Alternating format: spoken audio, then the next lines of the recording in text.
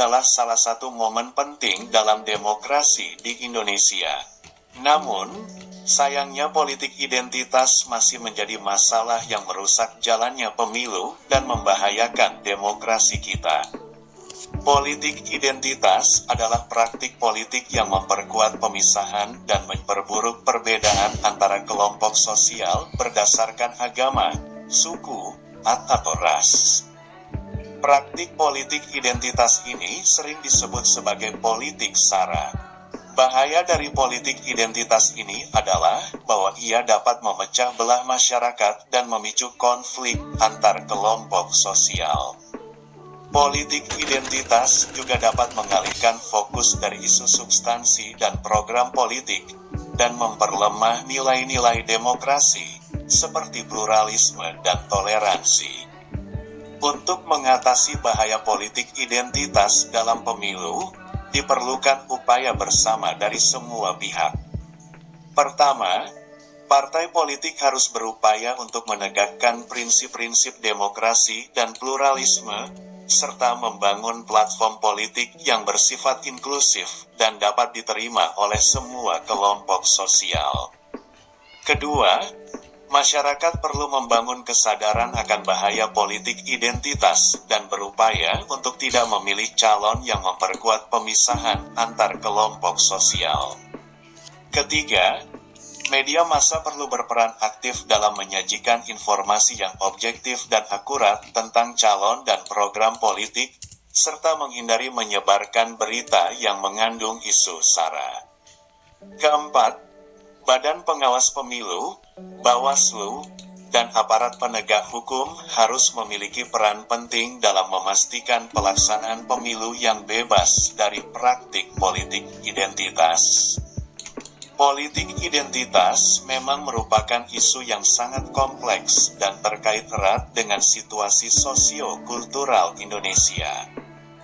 Dalam beberapa tahun terakhir, kita dapat melihat bagaimana praktik politik identitas telah merusak jalannya pemilu dan memicu konflik antar kelompok sosial. Salah satu contoh praktik politik identitas yang sangat mencolok adalah kampanye hitam yang menyerang calon lawan dengan isu-isu SARA. Kampanye hitam ini sering dilakukan oleh buzzer atau akun media sosial palsu yang dimanipulasi oleh pihak-pihak tertentu. Data dari Komisi Pemilihan Umum, KPU, menunjukkan bahwa pada pemilu 2019, terdapat 5.745 akun media sosial yang diduga terlibat dalam kampanye hitam. Selain kampanye hitam, praktik politik identitas juga terjadi dalam bentuk pandangan politik yang eksklusif dan intoleran terhadap kelompok sosial tertentu. Hal ini dapat dilihat dalam beberapa kasus kekerasan yang dipicu oleh perbedaan agama atau suku, seperti konflik di Papua dan konflik antara kelompok agama di berbagai daerah di Indonesia. Menurut data dari laporan tahunan HAM 2020 yang dirilis oleh Komnas HAM, terdapat 61 kasus pelanggaran HAM di Indonesia yang terkait dengan isu SARA. Dari 61 kasus tersebut, sebanyak 46 kasus terkait dengan konflik keagamaan dan 15 kasus terkait dengan konflik suku. Oleh karena itu, penting untuk menciptakan pemilu yang bebas dari praktik politik identitas.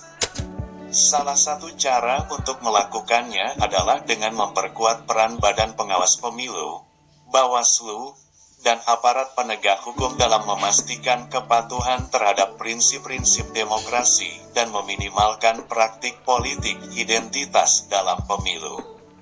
Selain itu, partai politik dan calon juga perlu membangun platform politik yang bersifat inklusif dan dapat diterima oleh semua kelompok sosial. Hal ini dapat dilakukan dengan memperkuat partisipasi masyarakat dalam proses politik dan mendengarkan aspirasi dari berbagai kelompok sosial.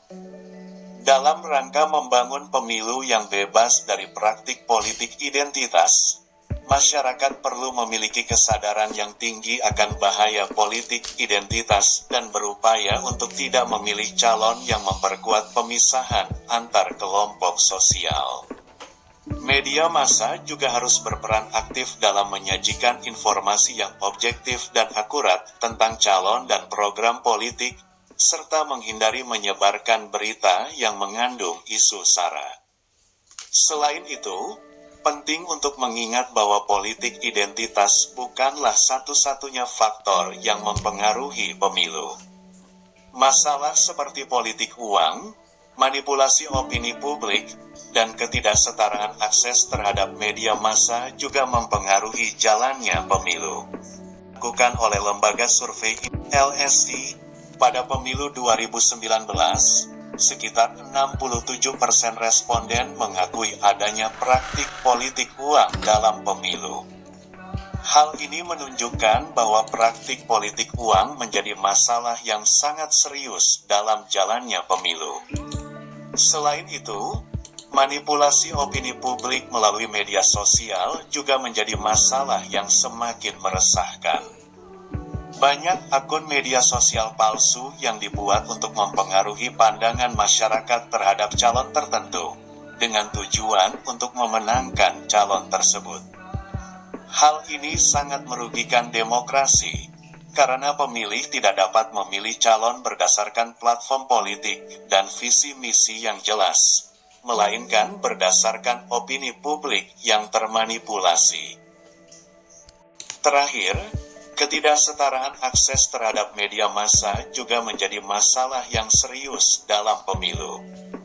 Kandidat yang memiliki akses yang lebih besar ke media massa cenderung lebih mudah untuk mempromosikan diri dan ide-ide mereka, sehingga mengurangi kesempatan kandidat lain yang kurang dikenal untuk meraih suara.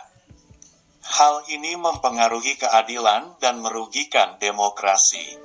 Dalam rangka mengatasi masalah-masalah tersebut, diperlukan upaya dari semua pihak untuk membangun pemilu yang bebas dari praktik-praktik yang merugikan demokrasi.